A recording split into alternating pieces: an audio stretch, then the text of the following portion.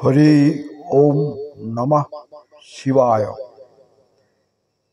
ভক্তমণ্ডলী, আমার প্রিয় দেশবাসী, আমি এখন বিল্বপত্রের মাহাত্ম্যের কথা বলবো। কেন আমরা দেবাদিদেব মহাদেবের মাথায় 3টি সজল বিল্বপত্র দিয়ে থাকি, এর তো কারণ নিশ্চয়ই আছে। Cause and conditions invariable.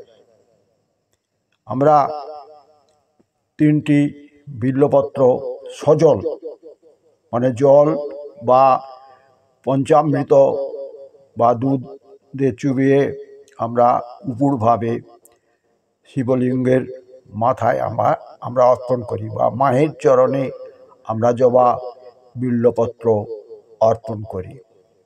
এখন এই 3টি পত্র বিশিষ্ট বিল্বপত্রের মাহাত্ম্য কি, সেই কথাটাই এখন আমি আপনাদের কাছে রাখব। বলছে, অখণ্ড ত্রিবিল্বপত্রেণ পূজিতে শ্রীমহেশ্বরম হরন্তি সর্বপাপেভ্যো একম সজল বিল্বপত্রম শিবার্পণম। যদি আমরা অখণ্ড 3টি পাতাযুক্ত অচ্ছিদ্র বিল্বপত্র দেবাদিদেব মহেশ্বরের মস্তকোপরি, শিবলিঙ্গের মস্তকোপরি আমরা যদি দিতে পারি, তাহলে তিনি কি করবেন? আমাদের সর্বপাপ হরণ করবেন এবং তিনি অতি সন্তুষ্ট হবেন। এখন এই 3টি বিল্বপত্রের মাহাত্ম্য কি দেখুন। এর মধ্যে আমরা জানি, আমাদের দেহতত্ত্বে আমাদের যে নাক আছে তার বাঁ দিকের যে ছিদ্র আছে সেটির নাম ইড়া নাড়ি, আর ডান দিকে যে নাকের ছিদ্রটি রয়েছে সেই ছিদ্রটির নাম পিঙ্গলা নাড়ি। আর আমাদের যে স্পাইনাল কর্ড অর্থাৎ মেরুদণ্ড, এই মেরুদণ্ডের মধ্যে রয়েছে সুষুম্না নাড়ি।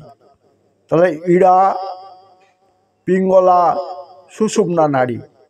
তাহলে একটি বিল্বপত্রকে যদি আপনি সামনে রাখেন, তার বাঁ দিকে যে পত্রটি থাকবে সেটাই হচ্ছে ইড়া নাড়ির ইঙ্গিত করে, আর ডান দিকে যে পত্রটি থাকে সেটা পিঙ্গলা নাড়িকে ইঙ্গিত করে। আর মধ্যে যে বড় যে পত্রটি থাকে সেই পত্রটি সুষুম্না নাড়িকে ইন্ডিকেট করে। বুঝতে পারলেন? তাহলে এই 3টি পাতা যে রয়েছে বিল্বপত্রের মধ্যে, তার কি ইঙ্গিত রয়েছে, কেন 3টি পাতা আমরা দিয়ে থাকি? তাহলে আমরা আমাদের ইড়া নাড়িকে তার কাছে সমর্পণ করি, পিঙ্গলা নাড়িকে তার কাছে সমর্পণ করি, আর সুষুম্না নাড়িকে আমরা তার কাছে সমর্পণ করি। কারণ তিনি দেবাদিদেব মহাদেব, তিনি আদি এবং অনন্ত। তার হদিশ পাওয়া মানুষের কাছে তো দুষ্কর, শুধু তাই নয়, মুনি ঋষি যোগী পুরুষদের কাছেও দুষ্কর। ব্রহ্মা বিষ্ণু যার আদি অন্ত মধ্য কে চিন্তা করতে পারেন না, এই দেবাদিদেব মহেশ্বর তিনি সবই। তিনি আমাদের আরাধ্য দেবতা, তিনি আমাদের মস্তকের উপরে রয়েছেন। আর এই যে ইড়া, পিঙ্গলা, সুষুম্না নাড়ির দ্বারা আমাদের কিন্তু দেহ সচল রয়েছে। এটা যদি না কাজ করে আমরা মৃত। তাহলে বন্ধুগণ বুঝতে পারলেন ইড়া পিঙ্গলা সুষুম্না নাড়ির মাহাত্ম্য আমাদের দেহের মধ্যে কতখানি প্রয়োজন। তারপরে কি আছে, আমরা তিনটি গুণের প্রত্যেকেই অধিকারী। আমাদের প্রত্যেকের মধ্যে তমগুণ রয়েছে, রজগুণ রয়েছে, সত্ত্বগুণ রয়েছে। এখন রজতম সত্ত্ব বলে, কিন্তু আমি প্রথম তমগুণের কথা বলবো। তমগুণ যে গুণ অন্ধকার আচ্ছন্ন, যে গুণের দ্বারা মানুষ তার ধর্ম থেকে বিচ্যুত হয়, অধর্ম কাজ করে থাকে, সেটাই তমগুণ। তমগুণ যদি না থাকতো তাহলে মানুষের মধ্যে কোনো চাহিদা বা আকাঙ্ক্ষা না থাকতো, তাহলে তমগুণের যেমন প্রয়োজন আছে।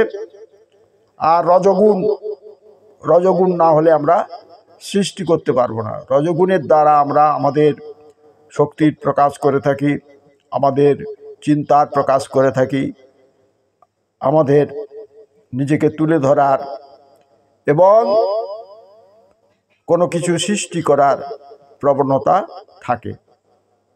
তারপরেও যে গুণটি রয়েছে সেই গুণটি হচ্ছে সত্ত্বগুণ।